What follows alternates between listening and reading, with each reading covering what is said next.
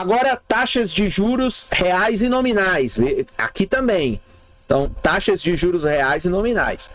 Corrigir as variáveis econômicas pelos efeitos da inflação é particularmente importante e, por vezes, complicado quando observamos os dados sobre as taxas de juros.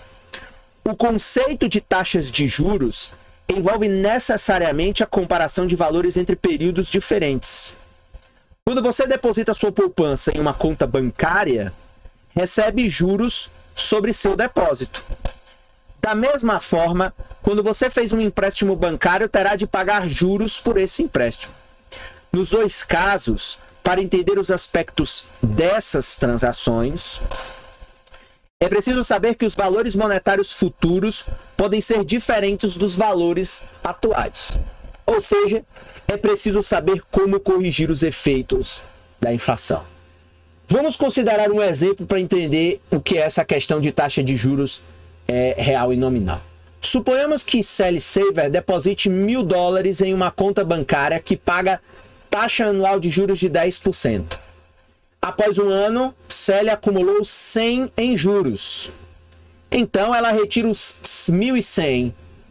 Sally está $100 mais rica que quando fez o depósito um ano antes. Veja, a resposta depende do que queremos dizer com rica. Sally tem $100 a mais que um ano atrás. Em outras palavras, o número de dólares aumentou 10%. Sally não se importa com a quantidade de dinheiro em si, mas com o que pode adquirir com ele. Se os preços subiram enquanto o dinheiro estava no banco, cada dólar agora compra menos que há um ano. Então, se os preços subiram enquanto o dinheiro estava no banco, cada dólar agora compra menos que há um ano. Nesse caso, seu poder de compra, a quantia de bens e serviços que pode comprar, não aumentou 10%. Então, apesar de você ver aí nesse exemplo, nós costumamos falar, você falar que você ganhou um rendimento de 10%, mas é preciso considerar que quando você tirar o dinheiro do banco e for utilizar, o preço dos bens não permanece o mesmo. Simplificando, vamos supor que Sally goste de música e compre apenas DVDs. Quando ela fez o depósito, um DVD custava 10. O depósito de 1.000 era equivalente a 100 DVDs. Um ano mais tarde, após receber 10% de juros, ela tem 1.100. Quantos DVDs ela pode comprar? Depende do que aconteceu com o preço dos DVDs. Observe alguns exemplos. Inflação zero. Se o preço do DVD permanece 10, a quantidade que ela pode comprar aumenta de 100 para 110. O aumento de 10% no total depositado representa um aumento de 10% no poder de compra. Então, uma situação sem inflação. Inflação de 6%. Se o preço do DVD aumenta 10 para 10,60, a quantidade que ela pode comprar aumenta de 100 para aproximadamente 104. O poder de compra, na realidade, aumentou 4%. Então, claramente, você vai pegar 10% de juros menos 6% de inflação, o seu poder de compra real aumentou 4%. No caso deste exemplo. Inflação de 10. Se o preço do DVD aumenta de 10 para 11, ela pode comprar apenas 100 DVDs. Embora o valor depositado tenha aumentado, o poder de compra permanece o mesmo de um ano antes. Inflação de 12%.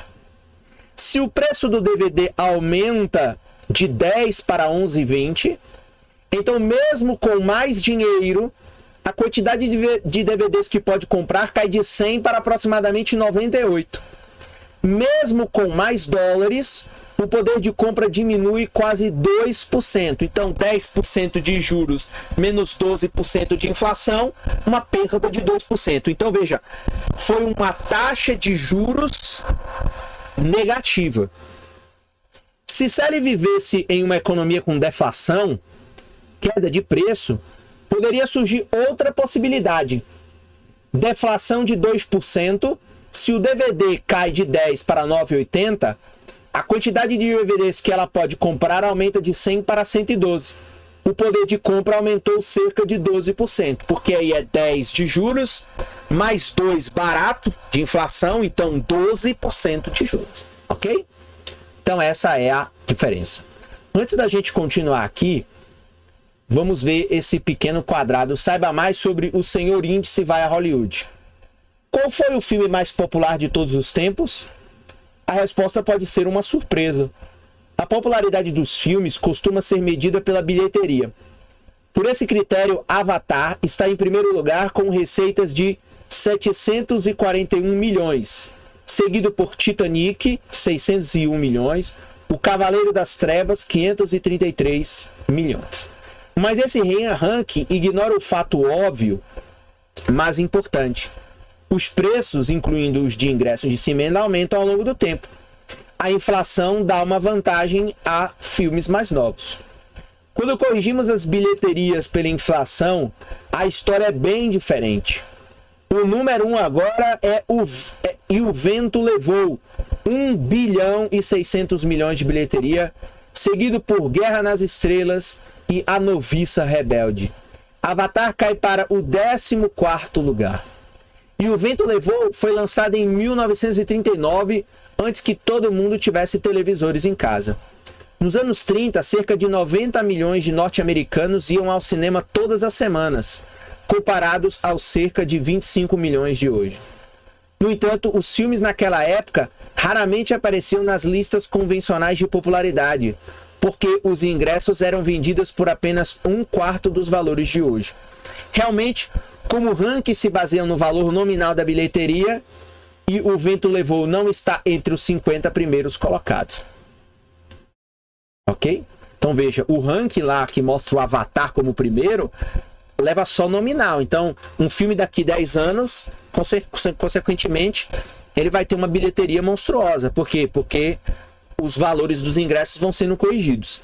Scarlett e Heads se saem muito melhor quando corrigimos os efeitos da inflação. Então, consequentemente, quando você corrige o preço pela inflação, assim como a gente viu lá o salário do presidente americano, consequentemente você vê que a comparação no tempo, há coisas que há padrões de vida que melhoraram, como o próprio título do capítulo lá, medindo o custo de vida, há coisas que o custo de vida piorou e há coisas que o custo de vida melhorou.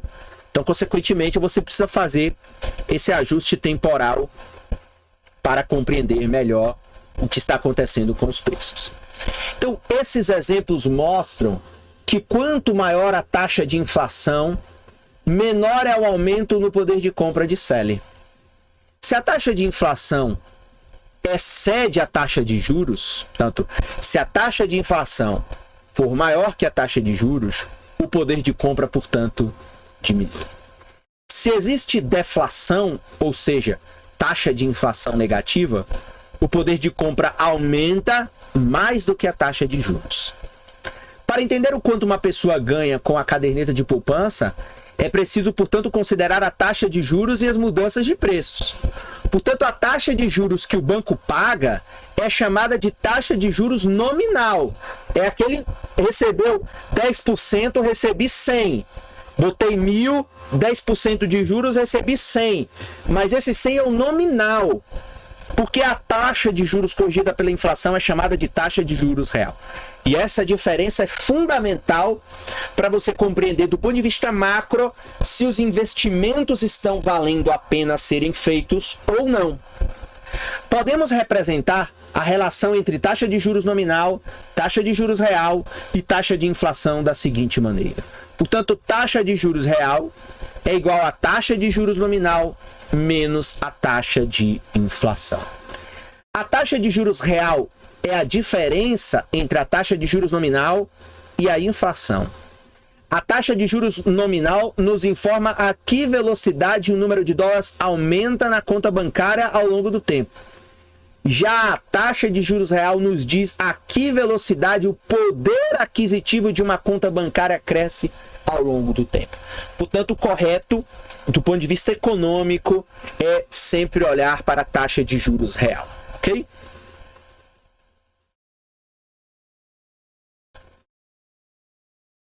As taxas de juros da economia americana.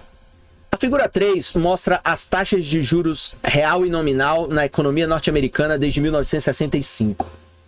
A taxa de juros nominal é a taxa de juros para títulos de tesouro de 3 meses, embora os dados de outras taxas de juros sejam semelhantes. A taxa de juros real é calculada subtraindo-se a inflação dessa taxa de juros nominal. Aqui, a taxa de inflação é medida como mudança no índice de preços ao consumidor. Uma característica daquela figura é que a taxa de juros nominal sempre excede a taxa de juros real. Isso mostra que a economia norte-americana tem aumentos de preços ao consumidor a cada ano durante esse período. No entanto, se observarmos os dados da economia dos Estados Unidos no final do século XIX e a economia do Japão em anos mais recentes, encontraremos períodos de deflação. Durante a deflação, a taxa de juros real excede a de juros nominal. A figura também mostra que, como a inflação varia, as taxas de juros real e nominal nem sempre andam juntas. Por exemplo, no final da década de 70, as taxas de juros nominais estavam altas. Contudo, como a inflação também estava alta, as taxas de juros reais estavam baixas. Na verdade, durante a maior parte daquela década, as taxas de juros reais foram negativas, pois a inflação corroía as economias do povo com mais rapidez que o pagamento de juros nominais as aumentava. Em comparação, no final da década de 1990, as taxas de juros nominais estavam mais baixas que na década de 70. Mas, como a inflação estava muito baixa, as taxas de juros reais estavam mais altas. Nos próximos capítulos, examinaremos as forças econômicas que determinam as taxas de juros real e nominal. Então, aqui na figura 3, o que é que nós temos? Nós temos as taxas de juros real e nominal da economia dos Estados Unidos. Então, veja, a taxa de juros nominal por vezes é maior, ok? Mas aí você vê que quando dá o oposto. Então, quanto maior for esse ato, quanto maior for a distância entre os dois gráficos, significa que maior é a inflação. Então, nesse período aqui, a inflação estava gigantesca. Note que, por exemplo, deixa eu pegar um período melhor aqui. Note que, por exemplo, aqui, ó, em 2008, na crise, note que a taxa de juros nominal caiu, a inflação aqui e a taxa de juros real se aproximou, né? Ou seja, significa, portanto, que a inflação ela tá muito baixa. Então, quanto maior essa distância, né? Olha aqui também, ó, olha que diferença aqui, ó, 1975, olha a diferença entre o que você ganhava nominalmente, ganhava lá, aqui tá mais ou menos o que, uns 7%, mas aí quando você tira, a taxa de juros era negativa, porque você ganhava 7% de juros, mas a inflação era gigantesca, o que corroía os rendimentos do investimento. Então, esse assunto aí, se você não entendeu, volta, assiste novamente quantas vezes for necessário.